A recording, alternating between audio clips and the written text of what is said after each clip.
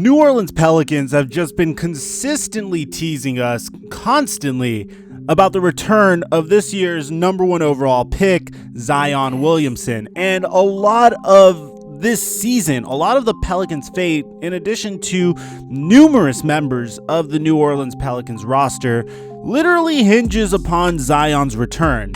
I'm talking about the potential trade of JJ Redick and Drew Holiday and Derek Favors, whether they fit alongside Zion Williamson or they're better off someplace else, potentially in return for some nice young assets or even a couple of future first-round picks, because, well, based off of what I'm seeing, lots of teams don't seem to value their first-round picks the way that they used to, which is very interesting. If you go back to the Paul George trade, where Paul George was traded to the Los Angeles Clippers, you would notice that the Clippers gave a boatload of first-round picks to the OKC Thunder for Paul George, and the same was done with Russell Westbrook in Houston. Houston gave the OKC Thunder a couple of first-round picks in return for Russell Westbrook, Anthony Davis as well. Now, I understand these are superstar players. Anthony Davis, Russell Westbrook, and Paul George are all in a league of their own, but it just goes to show that it seems as if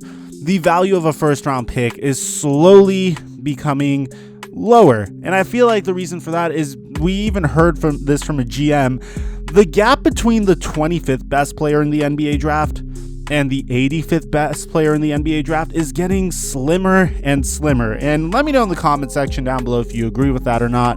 But I digress. I just thought that was an interesting thing to bring to your attention. I have some pretty huge Zion Williamson news for you guys once again. And if you guys are new to this channel, you would know, well, you wouldn't know, but we are huge lovers and supporters of Zion. I try to bring you guys every little bit of update as I can about this guy, mainly because I know he's going to change the NBA. I know once he gets to the league, he's going to destroy and probably put on a very entertaining product on the basketball floor.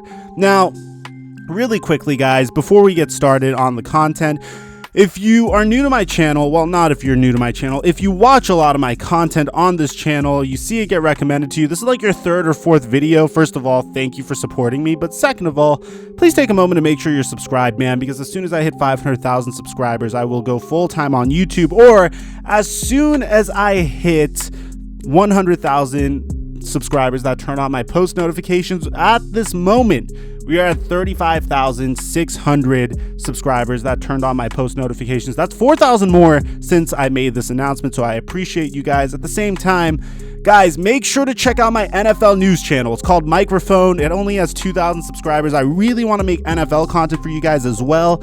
I'm going to leave a link to that in the description down below. We already made a video on the Dallas Cowboys. Be sure to check it out. And finally, in the event that any of my content gets terminated or taken down, or this channel just goes ghost, you can find me on Instagram at Theflightmike. So let's talk about Zion Williamson, man, because it's been a very confusing couple of months to say the least. And the reason for this is I have been so confident that he is ready to make his return. I have made literally video after video saying, hey, he is about to return. It's time. You know, it's Zion time. I think I made something like 4 injury updates on Zion in the past month, and I pretty much bring you guys one every single week. So here's the latest on Zion Williamson. He has officially and thankfully been, and this is according to Andrew Lopez, and if you guys don't know who Andrew Lopez is, he's an NBA reporter for ESPN. And so he's a fairly legitimate source. I think he's a beat reporter for the New Orleans Pelicans. And this is what he says. He says the plan today is for Zion to go 5-on-5 with players at practice, which is a big step up from 3-on-3 with coaches last week. Prior to the game today, he did 3-on-3 with players and some 4-on-4 as well. He's getting back the explosiveness. His ankle stability has also improved. Lopez continues to say that the Pelicans need a few more practices before he can return. The problem is with the schedule right now. He technically could return right now if he wanted to, but the Pelicans have 5 games in 8 days, and as a result of that, his practice time will be very limited. So the anticipation is that he will play this month, hopefully sooner rather than later. So again, we've talked about this in the past, guys, and I have some great footage to share with you guys as well, so hold on. We've talked about this in the past. Zion's situation is a very delicate case. This isn't a guy that you could say, okay, he's looking good. He could put weight on his meniscus. Things look good. Let's just throw him to the wolves. Let's just see what he could do. You can't be reckless with a guy like Zion, because this is a guy that could potentially turn into, and I know this is crazy, I'm not saying he's going to, but he has the potential to be a player of LeBron James's caliber if he fulfills his potential, or at the same time, he could be the next Greg Oden. And when you have a player that could literally be either extreme, you are going to do your best to protect your investment, which is something we've said on this channel many times. You're going to protect your investment, make sure that he is good to go, and there is no chance that Zion could risk even further injury.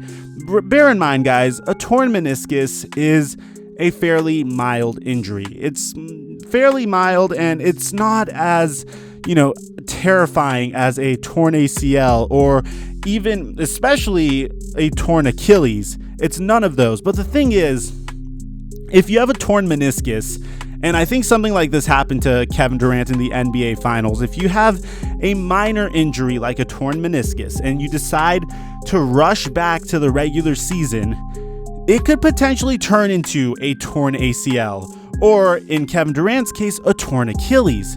And as a result of that, you could potentially not be the same player again. Now, torn ACLs aren't as terrifying as they used to be.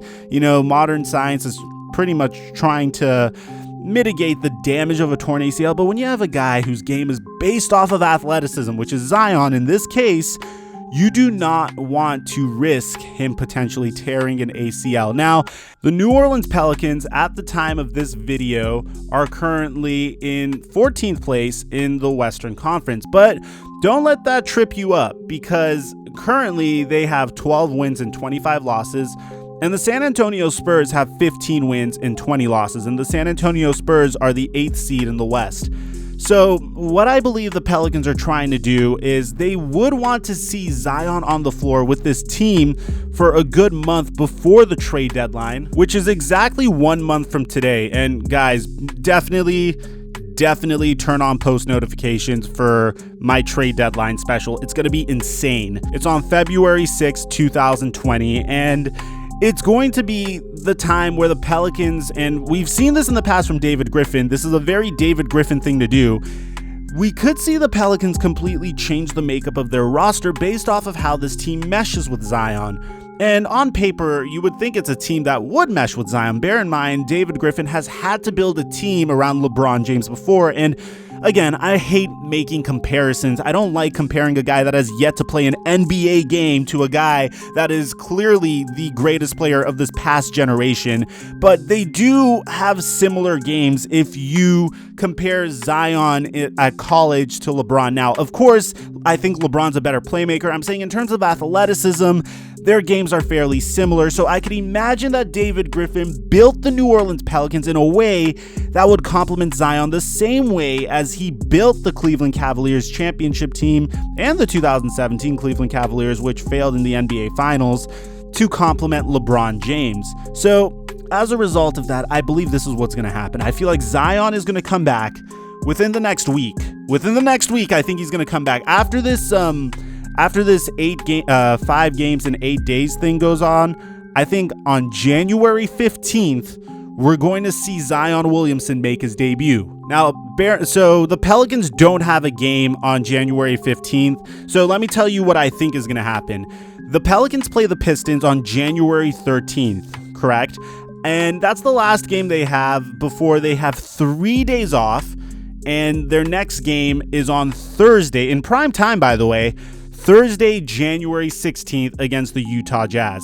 And I believe this is going to be the day that Zion Williamson debuts, because this is a time where they don't have a bunch of games back to back. There's a good amount of spacing.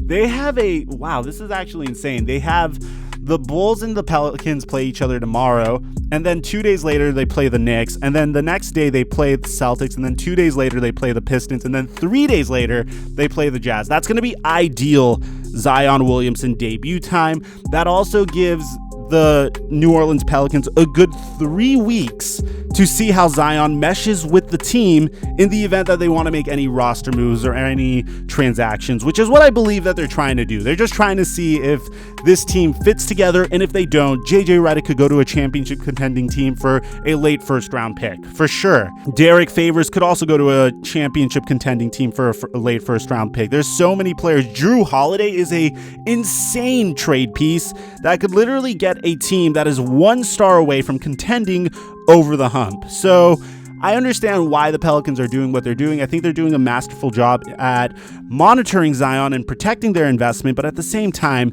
they have to make sure that they get perfect value for the entire roster. You don't want another Anthony Davis. You don't want another Chris Paul. You want Zion to be there for the foreseeable future, and no one is going to sign with the Pelicans. No star is going to sign with the Pelicans as a free agent. I don't see a top 3 or a top 5 player signing with the Pelicans as a free agent unless if they start to appear as if they're 1 star away from contention. So the Pelicans are going to have to be very shrewd in making trades and make the proper business decisions in order to make sure that Zion is happy and has a contending championship roster around him for the first 5 years of his career. Let me know what you guys think about my prediction. Do you think Zion's going to come back on January 16th, or do you think he's going to come back on a different date? I'll like to hear what you have to say.